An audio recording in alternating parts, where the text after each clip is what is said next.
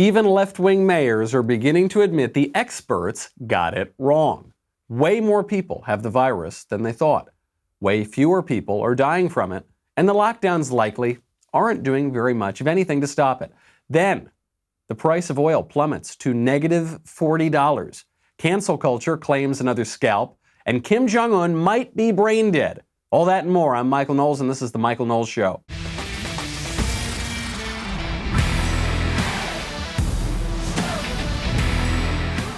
Kim Jong-Un might be brain dead. Our experts definitely are brain dead, but Kim Jong-Un might be brain dead. They say only the good die young. You know, I know that you're not exactly shocked to find out that the experts might be wrong again. Wrong on the infection numbers, wrong on the death rate, wrong on the efficacy of the lockdowns, wrong on everything. Why is it that all the smartest people in the lab coats with all the fancy degrees are wrong, and Joe Schmo, who doesn't have any particularly stunning, stellar education, happens to be right? This happens more often than you would think. Gets to a real truth about politics and the left and the right. We'll get to that in a second. First, I got to thank our friends over at Ring. You know, whether you own a home or an apartment, or you live in a nice neighborhood or a not so great neighborhood, you want to have eyes on your front door. Ring gives you protection at every corner. It helps you create custom, affordable security for your home. Ring detects motion when people come onto your property, and Ring's video doorbells let you answer the door and check in on your home anytime from anywhere.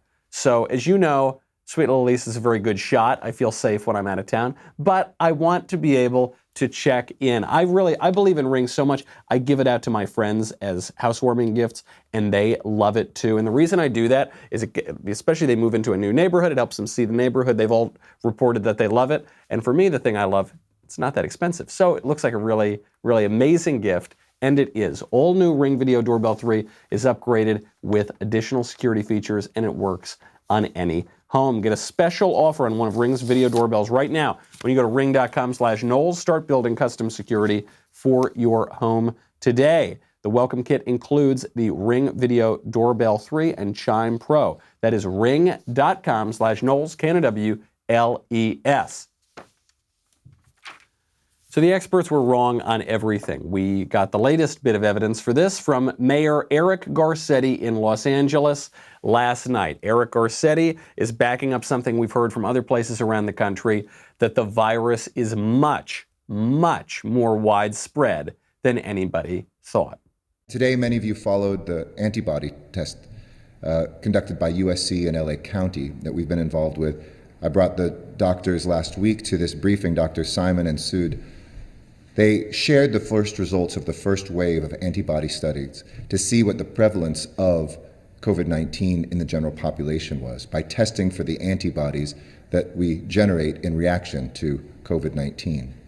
And it showed that the rate of COVID-19 infections far exceeds the number of confirmed cases, something that we knew, but now we're starting to get data for. It also points towards that only a small percentage of adults in the county have antibodies to COVID-19. The number they came up with in the initial study was that 4.1% of the adult population in LA County from this sample, but it was a representative sample, are COVID-19 positive or have been COVID-19 positive. That would mean that our mortality rate, which we've been measuring at about 4.5%, would be much lower. It would mean many more people have been exposed to the COVID-19 virus. Of course. And you might be thinking, well, 4.1% infection rate, that's actually not that high. I was expecting 50% or 60%. 4.1% is very, very high when you compare it to what we had been hearing before. So this is from not just Garcetti, but the LA County Department of Public Health. They say infections, this is their press release, by the way. This is not journalism covering it or some right-wing website. Infections from the new coronavirus are far more widespread and the fatality rate much lower in LA County than previously thought. Approximately 221,000 to 442,000 adults in the county have had the infection. That estimate is 28 to 55 times higher than the 7,994 confirmed cases of COVID-19 reported to the county. So all the models, everything that we were basing our numbers on was based on an infection rate 55 times lower than what we're actually seeing. So if you just divide, very simply, the number of people who have died from coronavirus by the number of people we thought had it, then the mortality rate's pretty high. If you divide it by, you've got the mortality rate, number of deaths, divided by 55 times the number of people we thought had it, then obviously it's much lower. This backs up what we see out of Stanford. Jay Bhattacharya and other scientists up at Stanford have done similar tests and found similar numbers for infection, which were much higher than previously thought, which is, by the way, what conservatives were saying weeks ago and leftists were mocking us for. This backs up what we saw in Massachusetts. Obviously, that was right in the heart of the epidemic over there. We looked at those numbers yesterday, showed infection rates up to 30% or 35%, people who had antibodies, which means they had it before, which you're going to get if you're in a real hot spot. And that varies city by city and state by state. This proves two things. One, for most people, the virus isn't that bad. For some people, it's bad, particularly people who are older who have underlying health conditions. But we were already talking about how for the majority of cases, confirmed cases, it wasn't that bad weeks ago. Now we find out that it's actually 55 times as many people had it. The vast majority of them never even knew they had it. The vast majority of people who have had coronavirus haven't had any symptoms or any symptoms that would have made them even consider going to a doctor.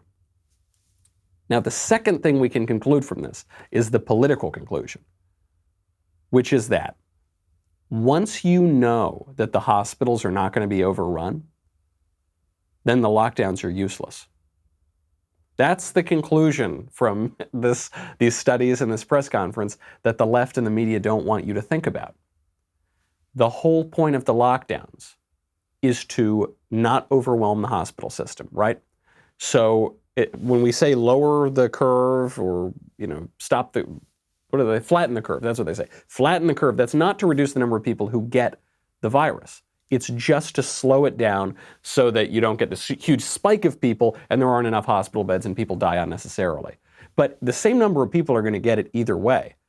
So now once we know that it's so much more widespread, that it's going gangbusters, that it's so much faster in its spread, then the lockdowns actually aren't doing anything. We know that we're not going to overwhelm the hospital system. We didn't overwhelm it in New York. We have an empty Javits Center and an empty hospital boat. If the virus, is spreading so quickly, then we now know it's going to spread to everybody, virtually everybody, before we get the vaccine in 18 months or 2 years. So what's the point of the lockdown? Even if you said the point of the lockdown is to slow it enough that we can get a vaccine and it'll be better for people, we're not going to do that. We now know it's spreading too fast for that, so the lockdowns are serving literally no purpose. Mayor Garcetti tries to put a scary spin on it, and he does so unsuccessfully. But it would also mean that still more than 95% of us, if this study is representative, still do not have any potential immunity, and are still vulnerable to being able to catch this disease and die from it. Yeah, we are still vulnerable, but that's always been the case, right? The argument was never lock down the economy and then most people won't get it. That was never going to be the case. So sure, we now know a lot of people are going to get this. Many people are going to get sick. Some people are going to die. That was always the case. The debate isn't over let people get sick or don't let them get sick. There is no debate on that. Basically, everybody's going to get it. A very small number of people are going to get seriously ill, and a smaller number of people are going to die from it. I'm not happy about that. I'm not encouraging that. That is simply an unavoidable fact that the left is trying to pretend is avoidable through science, capital S, and progress, capital P. But it's not, and it gets to a real divide in our politics. We'll get to that in 1 second. And then we'll get to the other effects, the totally avoidable effects of this lockdown. But first, I got to thank our friends over at Liquid IV. Now is not the time to let your body get dehydrated, is it? You got to stay healthy. Everybody is talking about Liquid IV's hydration multiplier.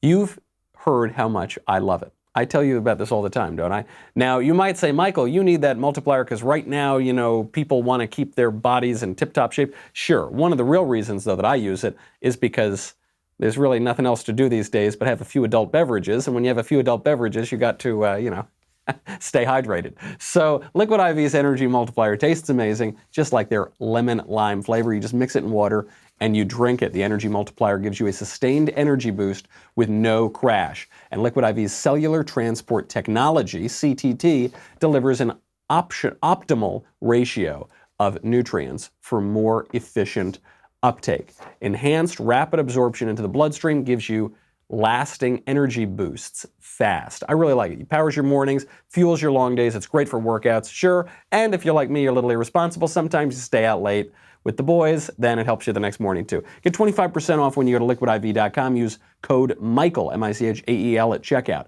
That's 25% off anything you order on Liquid IV's website. Go to liquidiv.com. Enter promo code Michael to save 25%. Get better hydration and energy. Liquidiv.com, promo code Michael. Don't wait. Start fueling your adventures today.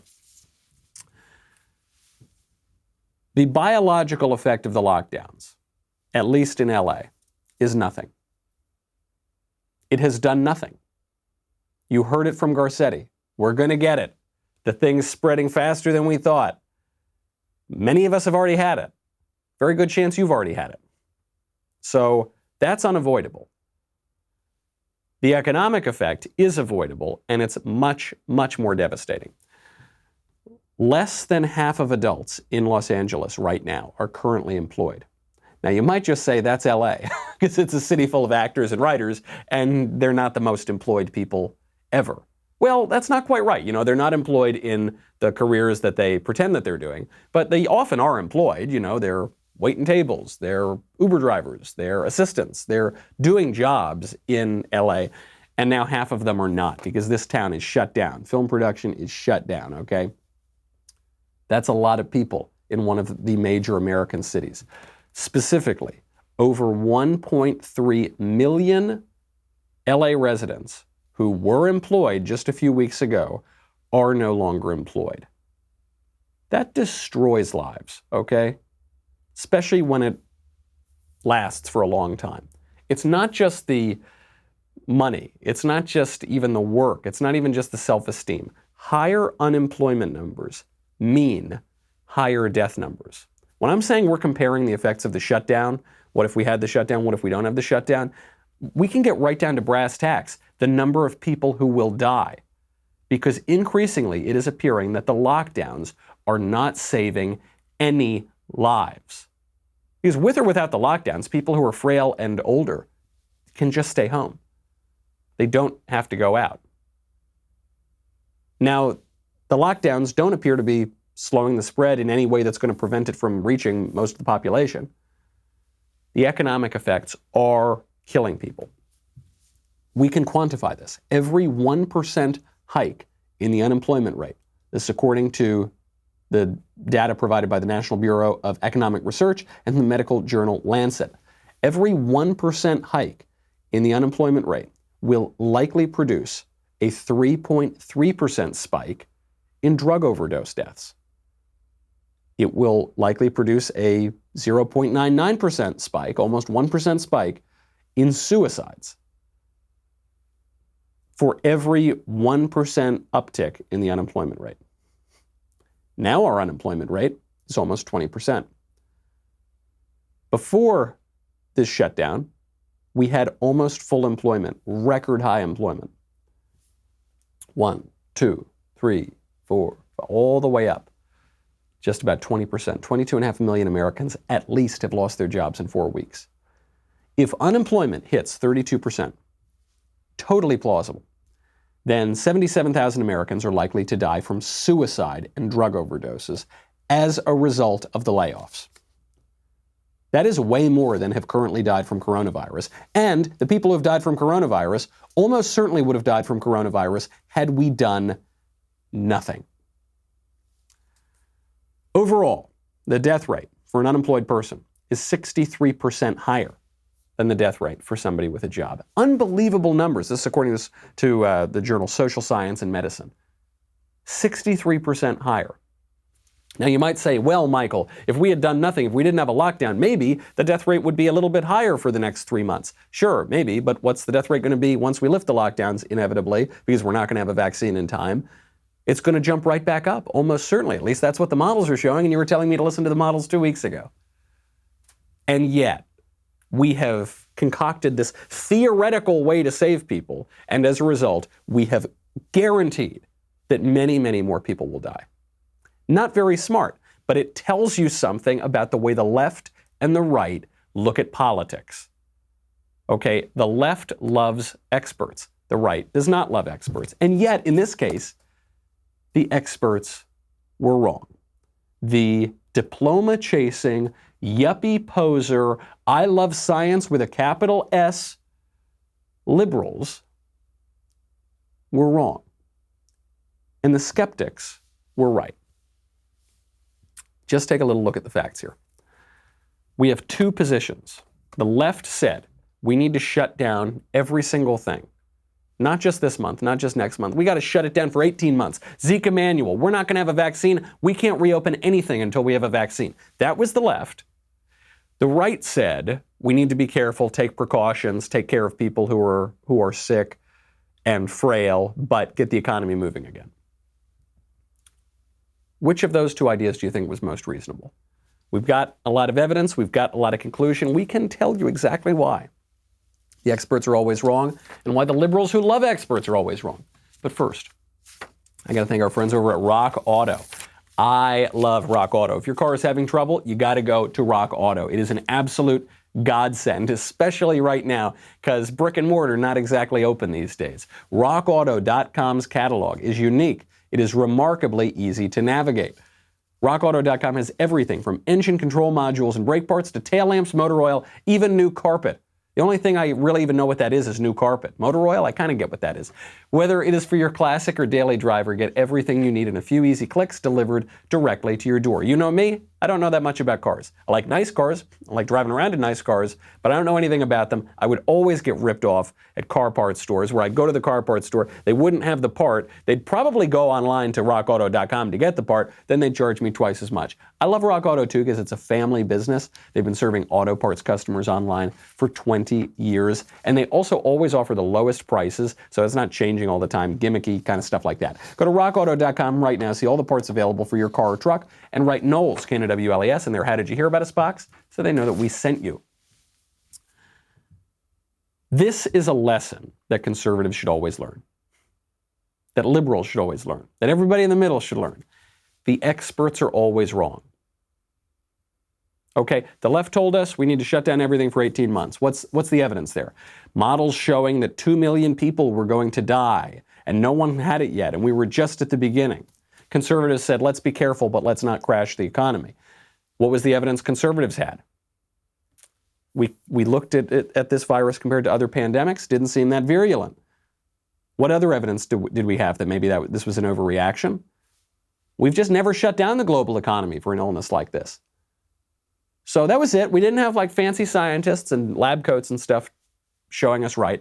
We just had good old common sense and history as our guide. And it turned out we were right.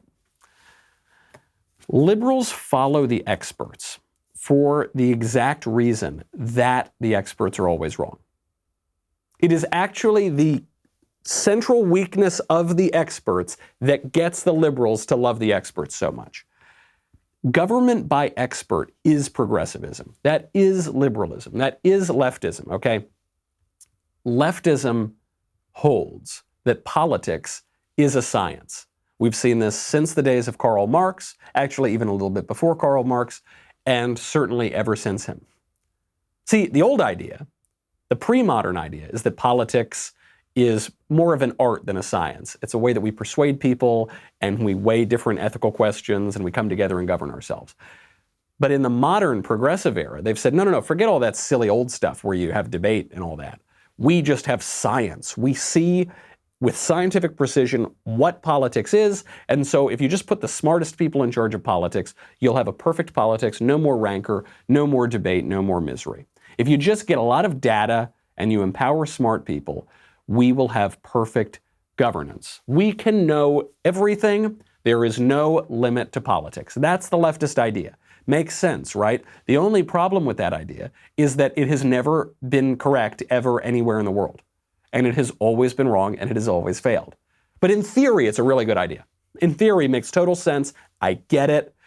The only problem is in reality. Conservatives have a different take than that. Okay, conservatives have this idea that we're happy to listen to experts when they've got some modest contribution to their narrow field of expertise. We know, however, that the world is simply too complex to govern it based on a model. It's too chaotic. It's too crazy. It's not possible to put in all the data points to perfectly model out the whole world, or to perfectly model out global warming, or to perfectly model out a pandemic, or to perfectly model out systems that are terribly complex. We know fundamentally that politics is not a science. Politics is actually the opposite of a science. Science, very simple. You get your hypothesis, you follow a method, you find out if it's true or false. Politics is the weighing of different priorities. Do we need more criminals in prison or fewer criminals in prison? There's no scientific answer to that. We have to debate what kind of society we want. Do we want a more orderly society, or do we want a more liberal society? Liberal meaning, you get away with more stuff. What would you like? Do we want to legalize drugs and have a more permissive society? Or do we want to control drugs and have a more orderly society, right? There's no scientific answer for those things. Do we want to tax people way more and redistribute their money and have a more economically equal society? Or do we want to reduce the tax rate and allow people to keep more of their money and have a freer society? There's no equation for that. There's no rigorous, obvious scientific answer. It's just politics. You just debate things with your fellow citizen. That's the point of self-government. That's the point of government and politics generally. This is why the educated country bumpkin conservatives have a better track record in politics than those brilliant, wonderful, credentialed, rationalist liberals who worship at the altar of the latest data fad. Because novelties and fads are always wrong and useless, almost always. That's what makes them novelties and fads, right? If they were really enduring things, they wouldn't just be fads. Whereas tradition, history, those have been tested through the ages. Those are more durable. Those are more reliable. So it's kind of ironic. The left is always shocked about this in politics, that those deplorable, irredeemable rube idiots that the left holds in such contempt are usually more correct about politics than these fancy liberals who are really rationalists and who have read all of their David Hume and who have read all of their Jeremy Bentham and, who catch up on the latest science journal, right? They should know better, and yet they don't. It's all those deplorable idiots that they hate. Those are the ones that actually get politics a little bit better. And the left ends up looking like fools. Look no further for evidence of this than Bill de Blasio in New York. Bill de Blasio, a leftist, progressive, rationalist, scientistic guy par excellence. He decides in this pandemic, he's going to let a bunch of criminals out of prison. A lot of criminals out of Rikers. Okay, he's pretty serious guys. And he's going to let them out because during a pandemic, what you want is more criminals roaming the streets. And now he's just shocked that those criminals are committing crimes. Here's de Blasio's reaction. We said there would be, a rigorous monitoring effort as well, and that has been built up. We do see some recidivism. I don't have the exact numbers. We see some. I've not seen a huge amount, but any amount is obviously troubling, and I think it's unconscionable just on a human level that folks were shown mercy, and this is what some of them have done, but, it's a small number of people. It's unconscionable. And if there's one thing that criminals are known for, it's their conscience. I always say this about criminals. I say they've just got such a well-developed, healthy conscience, which is why they are the people who, by definition, violate their conscience. It's unconscionable. What kind of consciousness does Bill de Blasio have if he doesn't get that? So naive, so narrow. Okay, and this is what the left does. These are the geniuses who want to control your health care. They think, okay, too many people in prison. People in prison is bad. We got to let people out of prison. We use any excuse to let people out of prison. Right? That is the kind of the premise they're beginning with, is that the criminal justice system is rigged. It's unfair. There are too many crimes on the books, too many laws. So we got to. It's just, if a criminal is in prison, it's wrong. We got to let them out of prison. Then they're shocked when they find out that the criminals, once they get out of prison, commit more crimes. I'm not saying that the left, I'm not saying that the experts can't be right on like a few narrow matters.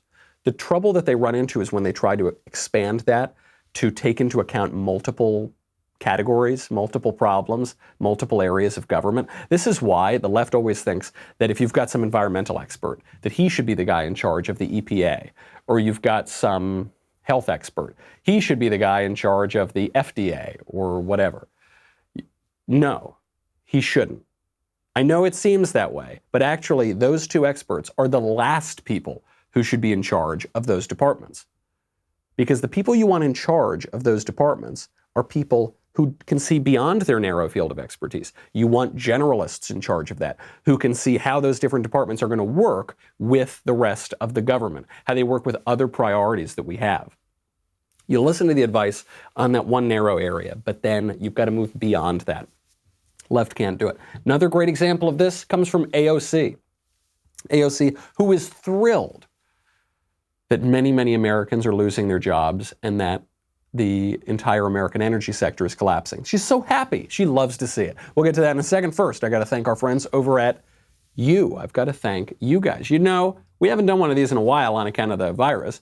We've got Backstage Live coming up tomorrow at 7 p.m.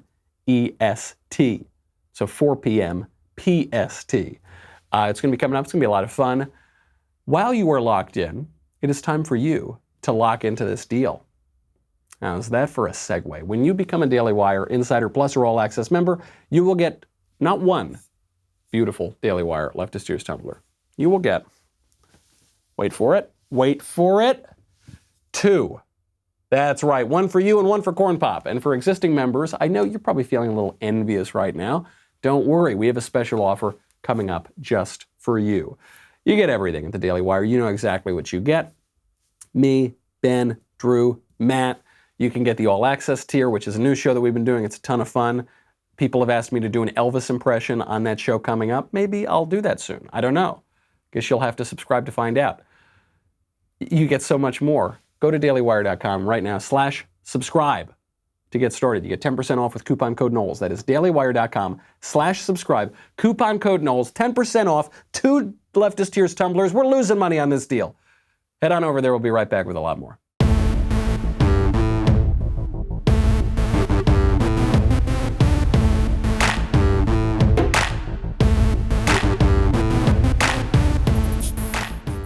So the oil industry has collapsed. The American energy sector, which has been doing great in recent years, we're finally now producing our own energy. Remember for how long we were dependent on Middle Eastern oil? That led to some foreign policy difficulties.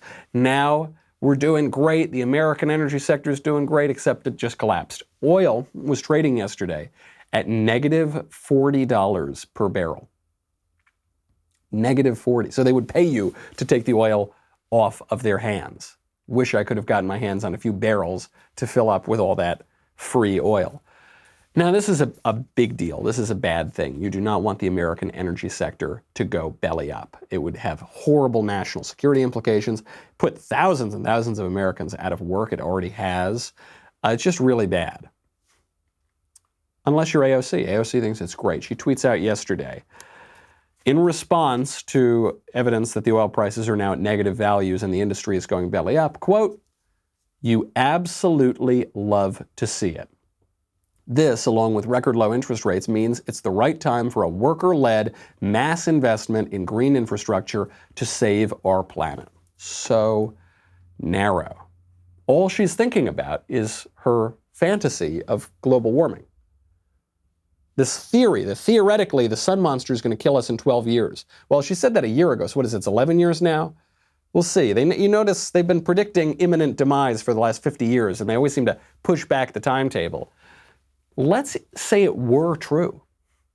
Let's say that the sun monster is going to kill us in 10 years. I don't think it will, but let's say that everything AOC is saying about global warming were true. There's no way you can address that if you destroy the entire American energy industry. Right? The Green New Deal gets rid of 90% of American energy at least, bans virtually every form of transportation, and then they say that they're going to remake every house in America, every building in America, and make it green, and that's going to save the planet. How are you going to redo every single house in America if you get rid of all the transportation and the energy? It's just not possible, even by their own premises. You can't achieve their ends if you do what they want you to do. But that's what happens when you're really narrow. You're only viewing every issue through this very slight frame of reference with regard to environmentalism, and you end up losing that too. Just think of the advertisements that Republicans are going to be able to make on this. How did Democrats blow it? Democrats have the entire media. They have the entire bureaucracy. They have a global pandemic that they can use to make Trump not look so good. They've got 20% unemployment, and yet they're blowing it. They're blowing it because they're disconnected from reality. They're blowing it because of their trust in the experts. They're blowing it because they want to destroy whole American industries to pursue goals that you can't pursue without those industries. They're blowing it because they'd rather certainly throw millions of Americans out of work, certainly increase their death numbers, than save people's lives in theory. It's that disconnect. There was this old line about the left. They would say, who cares if it works in practice? Does it work in theory? Right? They want to make sure the theoretical aspect works. They're living in a theoretical world. They're ignoring the real world in front of them. And meanwhile, back here in reality, President Trump and his supporters are having a field day. Just look at the ads that they are already running. This is an ad about the lockdowns, about Nancy Pelosi eating her fancy ice cream out of her $20,000 fridge while they're gleefully allowing millions of Americans to go out of work. We turn now to that $350 billion fund to help small businesses and its workers get through the shutdown. It will be up to Congress to restock it. But Democrats blocking that move this morning. They asked for $250 billion in 48 hours. I said, well, I don't think so. They objected, and I congratulate the Senate Democrats. Speaker Pelosi, what are you going to share with us from your home? Chocolate candy. Thousands have been forced to wait for hours at food banks all across the country. This is my chocolate, and then we have some other chocolate here. We just got it restocked with the ice cream. You don't want to eat up everything all at one time. I can't do it much longer. I'm trying so hard. We were, shall we say, enjoying. Having to admit that, we're starving, and I like it better than anything else. Taping this segment, there are 22 million people out of work. This specific program is about stopping job losses today. This is hurting people bad. Other people in our family look for some other flavors, but right now it's survival move. You don't know where that next something else is going to come from. I don't know what I would have done if ice cream were not invented. I just wonder. Oh, that is a brutal ad. I mean, the last line is, let them eat ice cream, Nancy Antoinette. Who would film this segment? You know, she did this segment for a late night show where she goes, here's my fridge, here's my really nice fridge with all my chocolate ice cream. It's a bad look during a pandemic when millions of your countrymen are going out of work. I'm not saying you can't eat ice cream, I'm not saying you can't own a nice fridge. It's just a bad look to flaunt that during the pandemic. But to leftists like Pelosi, to leftists like all the people in the mainstream media egging on these lockdowns, to those people, this lockdown doesn't mean anything. None of them are missing a paycheck. None of them know. They all have nice houses, so it doesn't even matter that they can't go outside. Nothing has changed. They can all do their work from home. They've all got white-collar jobs. They can do all their meetings on Zoom. It's actually fine, you know. For certain people, the lockdown is, okay, let's say they lost 10 grand in the course of this. Okay, whatever. It doesn't matter to them. And so when they see people protesting against the lockdowns, protesting to go back to work, protesting not to lose their businesses, they look on them with not just contempt, but bewilderment. Say, what are you doing? Why? Just stay home and, eat your Dove ice cream bars and just sit back and watch some TV and watch the money fill up in your bank account. What's the big deal? You're a maniac. You're going to kill us all. My Dove is so delicious. Love that chocolate. They don't realize that people are reacting to real problems, which is that they don't have any more money. Okay? $1,200 that they got from the federal stimulus, that goes like that, okay? That's gone. Okay, rent, done. Pay off part of your credit card bill, done. It's gone, okay? Now what? The small business money that the Democrats are refusing to refill. Democrats force the government to shut down, force people out of business. Tens of millions of Americans rely on small businesses for their jobs. Small businesses run on generally pretty small margins. Money runs out, oh, whatever, that's okay. We'll get back to Washington when we're ready. Okay, I haven't finished all my chocolate ice cream bars.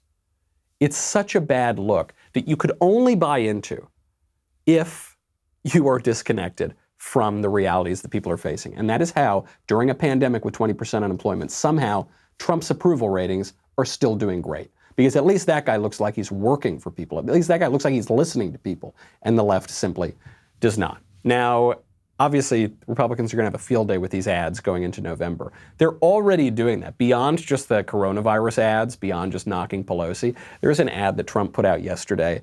I guess it's an ad, it's really more of a meme. And the meme is, it's an Allstate ad, like for Allstate car insurance.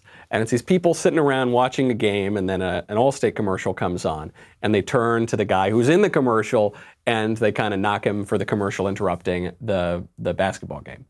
So in this ad, they put Barack Obama's face on one of the guys, and the thing that they're all watching on TV is Obama's sad endorsement of Joe Biden. It cuts to Joe Biden just kind of rambling on incoherently, and they ask him, like, what on earth are you thinking? Here's the ad. Oh, not another commercial. The kid used to come up and reach in the pool and rub my leg down so it was trained, and then watch the hair come back up again. They look at it. So I learned about roaches. I learned about kids jumping on my lap. And I love kids jumping on my lap.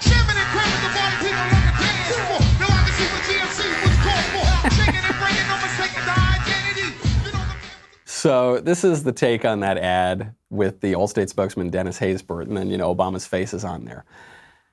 Do you know what people said about this ad? You know what the leftists said? I'll give you one guess. One word, 2 syllables, take a guess. It's what they call everything that they don't like. They called it racist. Of course, everything bad is racist. People said it was racist. How's it racist? Just try to think about that. Very easy to say it's racist, not easy to explain how it's racist. Is it racist because there were black people in it? Is it racist now to put black people in an ad? Maybe that's what they're saying. I don't think that makes a lot of sense. Is it racist because it kind of mocks Barack Obama? I mean, we were told for 8 years that mocking Barack Obama is racist. But obviously that's not true. So, okay, you try to think, you're like, okay, there's nothing racist about this, even though all the little blue check marks were saying that it was racist. Maybe it's because there's a rap song at the end. Is it racist? If white people use rap, is that racist? No, probably not. What was the rap song, by the way? Because this gets to Trump's strategy here. So the rap song, if you couldn't hear it, is Let Me Clear My Throat by DJ Kool, back in the golden age of hip hop. And what are the lyrics to it? Lyrics are jump, right? Jump, jump, jump. Some of y'all know how to do this, and some of you don't. And let me clear my throat. That's the name of the song. Why do they choose Let Me Clear My Throat? The whole ad is about how Joe Biden can't speak and how he's rambling and how he doesn't know how to talk anymore. So the song, Let Me Clear My Throat, is a joke about this. And it's also Let Me Clear My Throat, like this sort of surprise at what has happened. The whole ad is about the surprise that Barack Obama would actually endorse Joe Biden. And Obama turns to him and he goes, what? Come on, what's the deal? The lyric that they actually used for the song is jammin' and crammin', the party people on the dance floor. They want to see why GFC was called for shakin' and breakin'. No mistaking the identity. You know the man with the plan and the remedy. And really what we're seeing here in all of Trump's advertising, not just this one, but in all of Trump's materials on the general election, is in some ways a redo of what we saw in 2016. It's just this dichotomy. Trump, high energy, opponent, low energy. Trump is the man with the plan and the remedy. Joe Biden doesn't have any energy. He can't speak. He doesn't know what's going on. You see this, Trump actually corrected himself the other day when he said, look, when I banned travel from China, Joe Biden went crazy. No, excuse me, he didn't go crazy. He can't go crazy. He doesn't know where he is. He doesn't have any energy. Right, he actually caught himself because the image he's portraying of Joe Biden is an accurate one, which is that he's got no stamina, he's got no endurance, he's just exhausted. So that's the key here. So you turn up some very high energy hip hop, jump, jump, jump, I'm the man with the plan and the remedy. It just gives you this image of an energetic campaign. All of that said, the Trump campaign was definitely trying to bait the left into calling this racist so that the left would look ridiculous because they can't explain why it's racist. They do this a lot, all right? Trump totally knows how to do this. When Trump, during that press conference last week, when he came out and said, I'm going to use my constitutional authority to adjourn Congress, that was bait, okay? He was putting the bait out there for all the talking heads and all the leftists in the fancy suits and ties to come out and say this is unconstitutional, and then immediately the Trump campaign comes out with, first of all, the article, the section of the Constitution that gives him the power to do that. But there was also a New York Times article from the 60s, from the Kennedy administration, that said that the president has the power to adjourn Congress. It was a bait, and then he gets to smack them down. And that's what he's doing all the time, like they are around his little finger. Why? How does this work? Because it's very easy to understand the left's ideology. This is why John Haidt, the social scientist, was able to show a few years ago that the right understands the left much better than the left understands the right. Well, the reason for that is this is not just some mark of pride and we can say we're so much smarter than the left. The reason for that is very simple. It's what we've been talking about all day. It's because the left has this narrow ideology, a rationalist ideology. The experts are always right. It's easy to understand that, right? It's a very clear ideology. Shallows are clear, like Dr. Johnson said. Shallow thinking is really clear, so we can understand it. Whereas the right, it's very hard to understand what the right thinks, because the right has a very complex view of the world. Right? The right looks around and says, the world is, I can't just put this on a manifesto on a sheet of paper. So they say it's racist. Another great example of how everything's racist. Land O'Lakes butter. You know, Land O'Lakes butter, how can that be racist? It is, apparently. They just changed their logo. Land O'Lakes is the butter where it's got the very pretty Native American woman on the cover. And they took that off. That's racist. Apparently the logo had long been criticized as racist and stereotypical. The North Dakota Representative Ruth Buffalo said that the image goes hand in hand with human and sex trafficking of our women and girls. Human and sex trafficking? Man, I got to look more closely at that Land O'Lakes image, because to me it looks like a smiling, nice, pretty Native American woman holding up a box of butter. Sex trafficking? What? Well, when you've got this kind of crazy, narrow ideology, the ideology that, everything and anything is racist, sexist, misogynistic, then you can say those kind of absurd things. And to the rest of us, obviously, it makes them look ridiculous. We're not even allowed to mention Native Americans now? Isn't that kind of racist to take Native Americans off of imagery? I don't know. Everything's racist, I guess.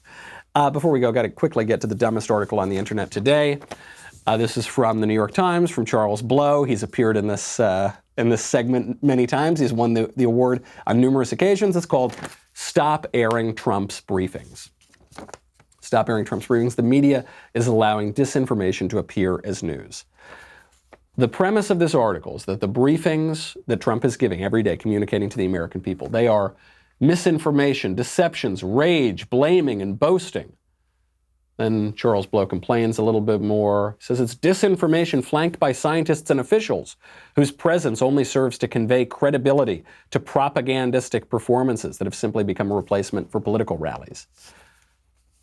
They think it's credibility that the scientists are giving. That's not true. They think the scientists give credibility to Trump. Not true. Trump gives credibility to the scientists because we, most sensible Americans, prioritize and value our political system above the vaunted opinions of lab coat experts who are usually wrong about everything. But the left doesn't get that. We're in the middle of a pandemic, but we're in the middle of a campaign. Let me be clear, under no circumstance should these briefings be carried live. Doing so is a mistake bordering on journalistic malpractice. And then, you know what I love? Ted Koppel told the New York Times, old left-wing journalist, he said, training a camera on a live event and just letting it play out is technology, not journalism. Journalism requires editing and context. The question, clearly, is whether the president obliges us to broadcast every briefing. Unbelievable. They just admit it here in this article, everything we've been talking about today. They don't want to carry the reality. They don't want to hear the reality unvarnished. They want to craft their own narrative that, by their own admission, is different from the reality that we're seeing, different from what we could look at with our own eyes, and then push the narrative, no matter how different it is, from the reality. And that is why they're a bunch of laughingstocks, and that is why they keep on losing. Before we go, also last moment, Kim Jong-Un might be dead. We don't know if he's dead. There is some intelligence that he's either gravely ill or he's brain dead or he was ill, but he's recovered. We just don't know. This may very well have something to do with coronavirus. Obviously, North Korea is a client state of communist China. Chinese scientists and doctors fly over there a lot. There's a possibility that this is connected to the pandemic. And it might be connected to the pandemic in another way, which is that, these quarantines are making people really, really lonely. We turn now for reaction to North Korean dictator Kim Jong-un. I'm so lonely, so lonely, so lonely inside real Rome. There's no one, just me only, sitting on my little throne. Okay, I'm getting word actually that song was being sung by Kim Jong-un's father, Kim Jong-il, not Kim Jong-un, and so I just obviously wouldn't want to make a gross characterization like that and say that the two guys were similar. I would never want to offend anybody, so please accept my apologies for that mistake. Just before we go, after all of the press inquiries, I would just like to quell the speculation. Right now, I have no plans of becoming the supreme leader of North Korea. Okay, I know people have been asking a lot. No, my name has been floated a lot. I'm really focused right now on these podcasts. I really love what I'm doing. So I'm sure Kim Jong-un will make a full recovery, and I have no plans to become the next dictator of North Korea for now. That is our show. I'm Michael Knowles. This is The Michael Knowles Show. See you tomorrow.